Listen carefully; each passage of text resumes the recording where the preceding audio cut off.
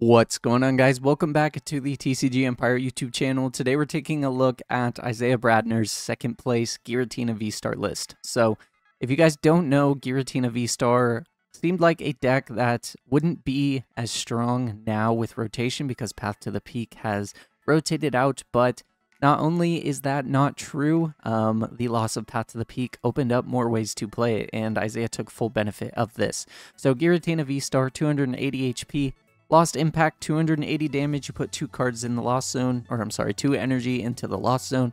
And then Star Requiem, you can use this attack if you have 10 or more cards in the Lost Zone. Your opponent's active Pokemon is instantly knocked out. So the main attacker of this is Lost Impact, as it deals with a lot of the format in one-shot range. And if it doesn't, you have cards like Sableye to clean it up. So this is going to be our main attacker. And then on the back end, we have cards like Sableye with that Lost Mine attack. You can only use it if you have 10 cards in the Lost Mine. A Lost Zone, you place 10 damage counters on your opponent's Pokemon in any way you like. So in certain matchups where your opponent doesn't get down a Jirachi, this is huge. It can just help to clean up knockouts. And in the Charizard matchup, if your opponent doesn't get down their Jirachi, or you leave Collapsed in play and they can't put down Jirachi, if you hit 280 on 2 different Charizards and your opponent doesn't Turo, you can Lost Mine and take 4 prizes. Since 280 plus 60 on each is 340 total for each Zard, which technically leaves you with 20 damage to mess around with, so you could even set up for future prize knockouts with that extra 20. But we are also playing Iron Leaves EX. This is the newest addition into the variants that play Lost Tina.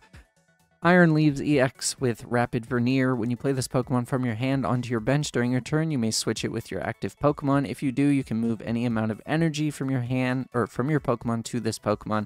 And then Prism Edge, 180 damage. During your next turn, this Pokemon can't attack.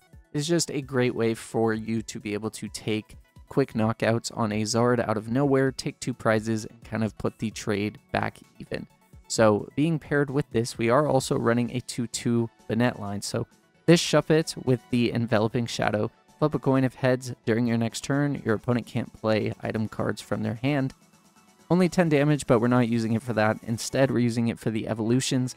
Firstly, we have the Puppet Offering Bannette. Once during your turn, you may put a supporter card from your discard pile into your hand. If you do, you put this Pokemon in the Lost Zone. So basically, what this allows you to do is it allows you to build your Lost Zone even more by placing the Bannette in the Lost Zone, but it also allows for you to make comeback plays later on. If your opponent plays something like Roxanne or Iono and puts you to a low hand size, you can activate Puppet Offering and then grab a supporter, maybe play a Colress or maybe play your own Roxanne in order to benefit the most, put your opponent down to 2 cards while you have 7 and make the best situations there. And then we also have Bannette EX, Everlasting Darkness, 30 damage. During your opponent's next turn, they can't play any item cards from their hand. And then you have Poltergeist. Your opponent reveals their hand. This attack does 60 damage for each trainer card you find there. This is exceptionally good into things like Control or Block Lax. Not allowing them to play their items means that they can't burn them. And it also means that with the 1 supporter for turn, they're going to have a handful of supporters. So with a handful of items and supporters coming into your next turn, you can potentially Poltergeist for enough damage to KO a Pidgeot EX, which is huge. And then we also have the base cards like Greninja, and then we have the Manaphy, as well as everything else. So the aspect we are playing is Prime Catcher. You switch in one of your opponent's bench Pokemon to the active spot, and if you do, you switch your active Pokemon with one of your bench Pokemon. So this can be good as it is a pseudo boss plus switch for you, which means that you can play a boss technically and put yourself in a good spot to where you can still play a supporter for a turn. We are also playing 4 Colress Experiment. This is what helps build your Lost Zone. You look at the top 5 cards of your deck, put 3 of them into your hand, and the other 2 in the Lost Zone. So that being paired with something like Comfey allows you to ultimately get to 10 as fast as possible. There is no vacuum in this list, but that is to make room for the Bannette, and Puppet Offering kind of makes up for the plays that vacuum would make. We are playing 1 Forest Sealstone. This is just in here so that way in the matchups where you don't need to use something like Star Requiem, you can actually use Star Alchemy, which will allow you to benefit the most and search through your deck. Maybe there's a certain 1-prizer matchup where you don't really want to Star Requiem, or you're never really going to get out a Giratina VSTAR because Shred is more viable. Star Alchemy still allows you to have a VSTAR and it allows you to basically be foolproof to anything that your opponent may do to disrupt your board, providing that they don't have their own vacuum. And then, as I mentioned, we are playing the 1 Roxanne, and we are playing 4 Jet Energy. Jet Energy is great as it allows you to pivot between Comfeys a lot easier, as well as other Pokemon. If you have 1 Comfey in the active and 1 on the bench, you can use the Comfey in the active, Jet Energy the one on the bench up, use that Comfey, and then maybe even retreat into an attacker like Cramorant or another Comfey, or it gives you the chance to just Jet Energy up after using Comfey for something like Abyss Seeking. Abyss Seeking is actually huge and has been seeing more play as an attack with being able to set up the board. So, as always, the deck list will be posted right here so that way you guys have a full clean view of it, and in the description will also be the copied and pasted lists that I used in today's video, just so that way you guys can see it, and you can copy and paste it into Pokemon Trading Card Game Live. As always, I want to thank you guys for all the love and support on all the videos, including today's video. Really quick, I do want to showcase you guys something. This is Giratina VSTAR stats as of EUIC, as far as playing in day 2, as well as some decks that they may have played in day 1 where people who made day 2 played each other. So, as we can see, most notable, Giratina into Charizard Pidgeot as a deck. There was around 26 games, and Giratina won 38% of the time. Lost Zone Box, 21 games, won around 57% of the time, and really taking wins over those most notable decks, and then really struggling against things like Qianpao, but only slightly, only having about a 2.5% win-loss percentage difference, and then Ancient Box being something that Giratina really struggles against just because not having a good attacker really hurts in that matchup. You can use something like Iron Leaves, but it can be stressful. But those are really the stats I just wanted to show you guys real quick, just so that you guys could get a good, clean view of, you know, how the deck really does and how it performed as a deck whole against other things in the meta. So again, thank you guys for everything. If you do enjoy today's video, do me a favor, smash the like button, subscribe, turn on post notifications. Let me know down in the comments what you guys think of Tina. I think it's here to stay, even if Path isn't in format. So again, thank you for everything. Enjoy the gameplay, and I'll catch you tomorrow. Later. Alrighty, guys, so let's get into the first game with Tina. Hopefully it goes well. Not looking too bad, honestly. We have access to some Comfeys. We have Jet Energy, so my opponent is having us go first. So we do have access to potentially getting turn 2 Lost Zone going, and playing against Moon. Now this could be Ancient Box, or it could be the Roaring Moon to Dunsparce list, but we'll see. Since my opponent had us go first, I'm going to assume that it's the other version of Moon. I'm going to grab the Comfey here because it does allow me to pivot into 3 Comfeys, so we'll go Jet Energy for this one. And then we have Flower Select. If we could get a basic to bench, that would be awesome. Nest Ball is great. I don't mind the Nest Ball. This does allow me to get a Tina into play. I'm never really going to have to star Requiem, so I don't think it's going to be a huge deal. So then we can bench the other Comfey. We can retreat into this one. Then Flower Select. We get Colress and Grass Energy. It's kind of tough getting rid of the Grass Energy, but I don't fully mind it. I do have access to Mirage Gates.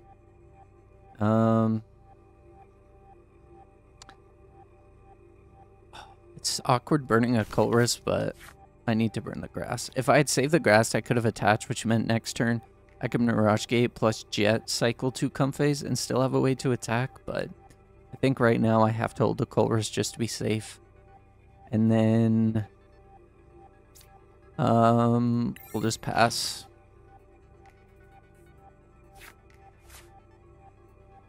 We might have to just play the game with Shred, depending on what my opponent is doing.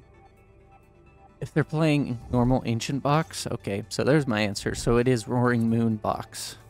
So it's Roaring Moon Ancient Box. Definitely not tough, but definitely not the best either. So the first thing we're gonna do, I need Prime Catcher. So if I can Prime Catcher KO this Roaring Moon, I'm in a good spot. So Let's see. First thing we're going to do for sure is Colress, just to see. So, let's see. I think that gets us there. The double gate is huge. We do get rid of a Colress and a Psychic, but double gate will be exceptional for what we need. Then we can go Flower Select. We're going to have to grab the Psychic. And then I might have to manually retreat. Let's see. I wish there was a way I could search the deck. Well, I have to search the deck for Prime Catcher anyways, so we can Force Seal Stone, grab the Prime Catcher. Hopefully it's in deck. It is in deck. And then I need to see how many energy in here. So there's 1 Psychic and 2 Grass. So if I retreat and then Super Rod, I still have to find a way to retreat anyways, so... Alright, so we're going to grab the Prime Catcher, and then jet up this Comfey. Technically, I don't have to find a way to retreat either. So yeah, that's fine. I'm fine with this. So we'll go Comfey. This will let us cycle a 3rd Comfey too. So we can go here, Flower Select, grab Ultra Ball. Technically, Cram could be better just in case these end up attacking themselves, but I think right now Ultra Ball is going to do me the best just for potential thinning. So we'll go there. And then we have access to the gate now, which means that we can power up Tina.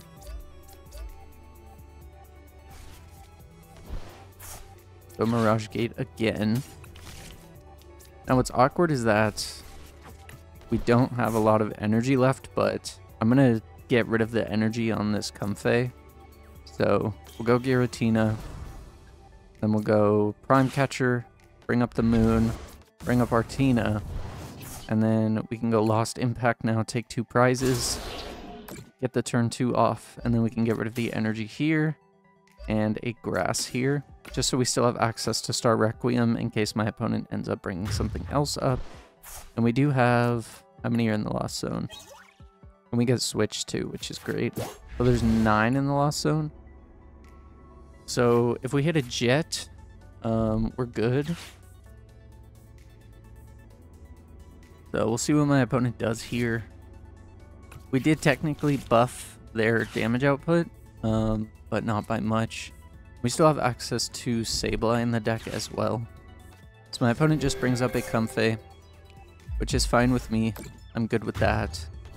Because now what we can do is we can go Comfey. And so that way we don't have to use our Star Requiem right now. We can go Flower Select.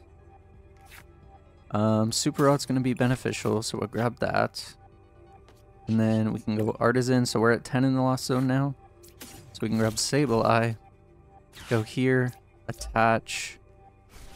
There's only 1 energy in the discard, and it's not really important, so then we can go switch. Pokegear, see what's in the deck, so we have Colress. Colress will let us thin more, and my opponent concedes. So we had the consistent turns on what we needed to do. My opponent had a little bit of a lackluster start, but thankfully with being able to go first, pull off those plays with Comfeys and everything, we were able to take the victory, set up consistently, and set up the alternate attacker with Sableye, even with Cramorant being gone. So that was game number 1. Let's get into game 2, see if we can do the same thing, have a good setup. So again, that was game 1. I'll see you guys in game 2. Alrighty guys, so let's get into the second game now with Tina. Hopefully the start that we have is the same as last game where we have a great start. We are going second. We do mulligan twice. My opponent is playing... Seems like my opponent might be playing Zard. They are playing Silene, so could be Silene with Zard. We'll find out, but we do mulligan quite a few times, and this hand is not looking great. It's not horrible. We have access to Abyss Seeking, and we do have that Iron Leaf, so if my opponent gets a Charizard out, and we're playing against Blocklax, so we're going to get to showcase the essence of doing fine against Blocklax, I suppose. Thankfully, starting Giratina was huge. Having Iron Leaves in hand is scary because Erica is a card, so we may have to figure that out. But I think what we're going to do is just attach and then abyss seeking. This will give us more options to look at. So we do have access to Shuppet, which is huge. And we do have access to Colress. So I'm going to grab these two because then once I can start item locking my opponent, I can start using Poltergeist to take extra prizes, which will be huge. And we do have switching outs in our hand as well, so not too much that my opponent's really going to get off of this era because they gain hand knowledge, but there's not going to be enough for what they want to do.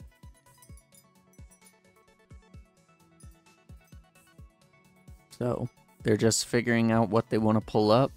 No matter what they pull up, like I said, they can't play Eerie and Erica, so we have the switch to switch back into Tina in order to use the Abyss Seeking again.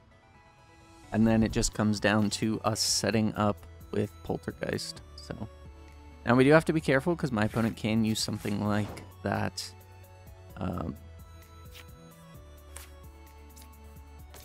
They can technically use something along the lines of Zard to take a response knockout. So what we're going to do is just keep building our hand and go from there.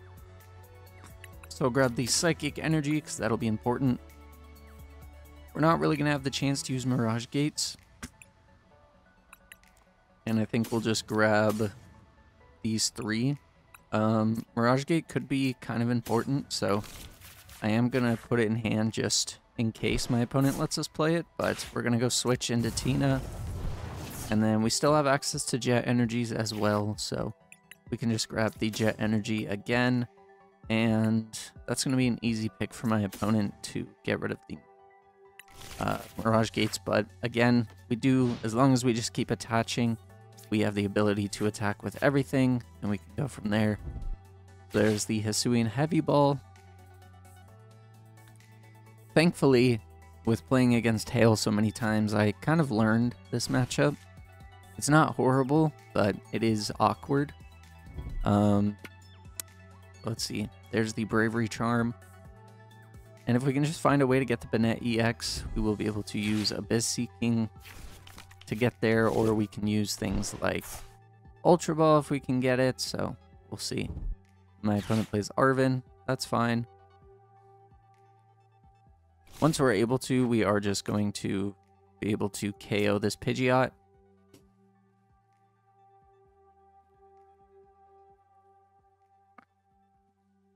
After a couple of item lock turns, it should be relatively easy for what we need to do.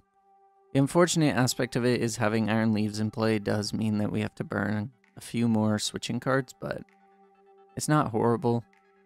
We just have to be careful of Radzard, because Radzard is not a win con for my opponent, but they do have to try and take prizes in this matchup. They can use something like Chi-Yu, but it's not going to be as effective because then we can start freely switching around and not having things stuck in the active. So thankfully, Iron Leaves only has a 1 retreat. So once we get the Bannette EX online, honestly, it just is the way to go.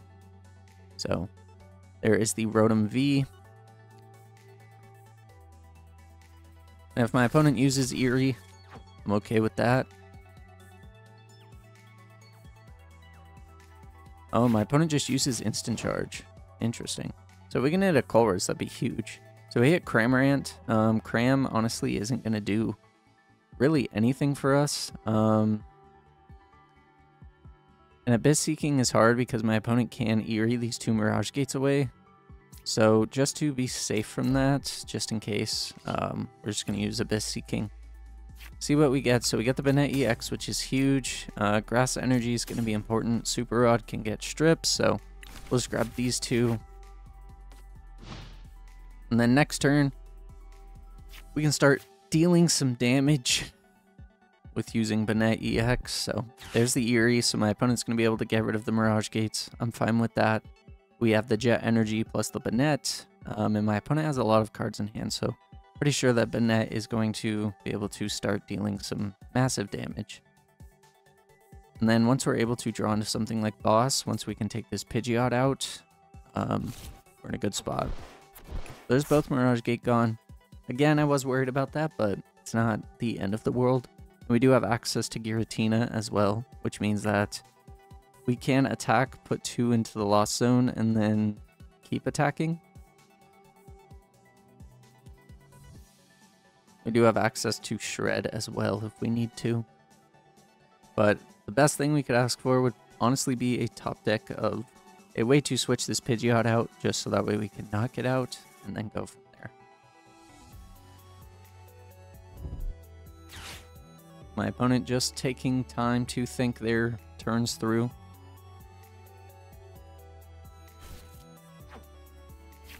There's a boss's orders. So boss not going to do too much for them.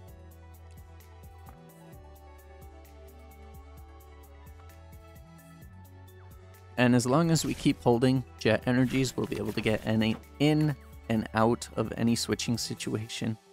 And our 6 prizes are honestly right here. So the 380, not going to be too detrimental for what we need. We're just going to probably keep item locking until we can do really anything else. So there's Bannette, so we'll just go here for the Bannette with the jet, and we can just use Poltergeist. Look at my opponent's hand. So they have, let's see, 1 2 3 4 5 6 7 8, a lot of damage. So able to take a prize. We get a Colress, which is huge. Does give us the potential ability to use Prime Catcher if we can see it. But I'm not too worried about it. My opponent going to burn cards from their hand, so that way we are dealing as much damage as minimum. But again, Everlasting Darkness is going to be able to put in some work with being able to stop my opponent from playing items, which means that with them only playing 1 supporter a turn, and then no items, their hands can stack. So there's a counter catcher. Bringing up the Iron Leaves. Again, I'm fine with that. It's annoying, but it's not the end of the world. There's the Misfortune Sisters. That's a little bit annoying, but again, not the end of the world. So my opponent got rid of a Nest Ball. That was it. We still have access to 3 more Jet Energy, plus 2 more switching cards, so I don't hate that. We're just going to burn some cards, so there's the Buddy Buddy Poffin. Our boss is in the deck, as well as our Prime Catcher. So, let's see, there's 8 in the Lost Zone, so we'll go Colress. We get Switch, which is huge. Colress. I'm fine with grabbing those. I'm going to use Shred here. So we'll switch, go into the Tina, use Shred. Now I have the Jet Energy in hand. I burn the switching card, so now my opponent can't Eerie it away. So that's good. We get another Tina V-Star. We're not really going to need that. We're just looking for Prime Catcher so we can take out Pidgeot and then gain access to Boss, so that way we can Boss and KO Pidgeot. So our win cons are basically these 2 right here.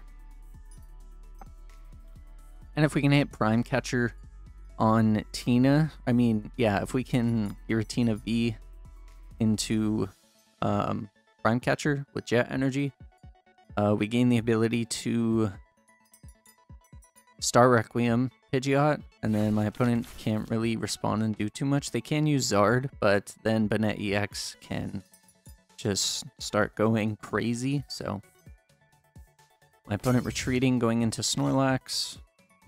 There's the counter catcher. Bringing up the leaves. Again, annoying, but not detrimental.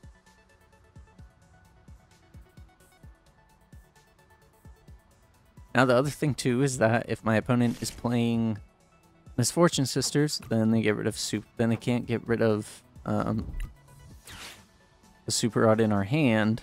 And if they play Eerie, then they're not using Misfortune Sisters to get rid of the things in deck. So it's going to be important that we play the cards as soon as we get them. But as long as we can hit a V Stone Tablet. We can take a knockout on Rotom and then potentially take a knockout with Bannette. Not sure yet, but figure it out. So there's a Palpad. For each trainer card. Alright, so my opponent puts back Eerie and Erica's. There's an Ultra Ball, so my opponent's just dumping cards in their hand so that way they can survive a Bannette attack.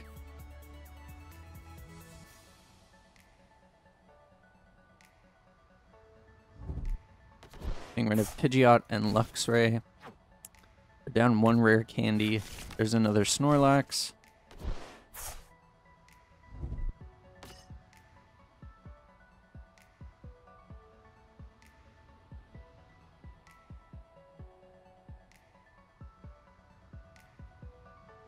Let's see.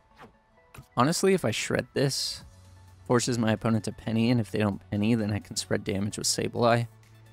And if they don't penny, then they don't get rid of cards in the deck. So, depending on what this Colress hits, might be able to do a Sableye play soon. We'll figure it out. My opponent figuring out what they want to play, trying to play items out of their hand, which is fine. So we're going to draw for turn. Not too much that we could do.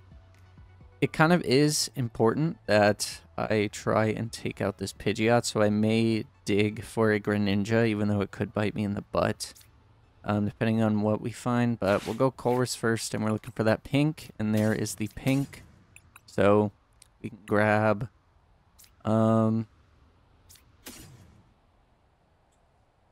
just so that way we don't risk decking out, we'll grab these three. And then what we can do is attach Giratina, Prime Catcher, bring up the Pidgeot, and then now we can use Star Requiem to go to 2 prizes. Take a knockout. My opponent not getting the missed energy on Pidgeot definitely hurt, but you can use Star Requiem, take a knockout.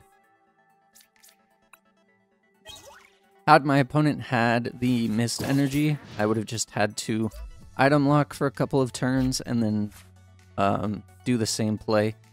But unfortunately, my opponent not having the missed energy on Pidgeot allowed me to take full advantage. So now my opponent just going here. I'm pretty sure I can thin my deck enough to where I can guarantee the boss. We'll have to see.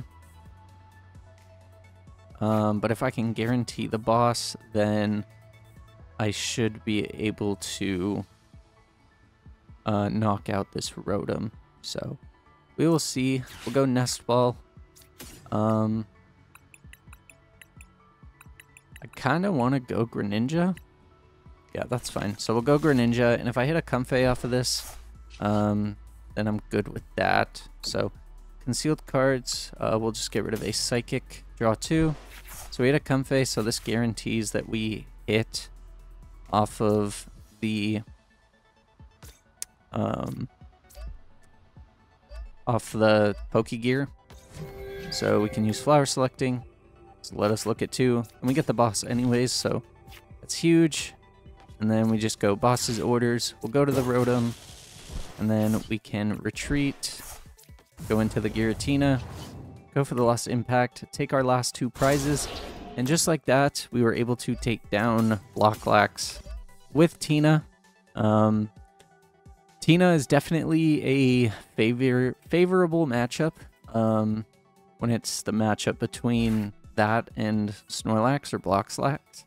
I think also playing 1,000,001 times with Hail definitely helped me learn the Blocklax matchup when it came to Tina, because that is one of the matchups we tested way too many times when he was testing Control as a deck. So Blocklax definitely suffers to things like Shred, and of course Bannette EX being the MVP with that Poltergeist attack in order to take some knockouts into the Star Requiem definitely worked out how we needed it to. So if you guys did enjoy today's video, do me a favor, smash the like button, subscribe, turn on post notifications. Let me know down in the comments what you guys think of Tina with this Bannette EX. Personally, I think it's fun. It gives another route to the deck depending on what you're playing against.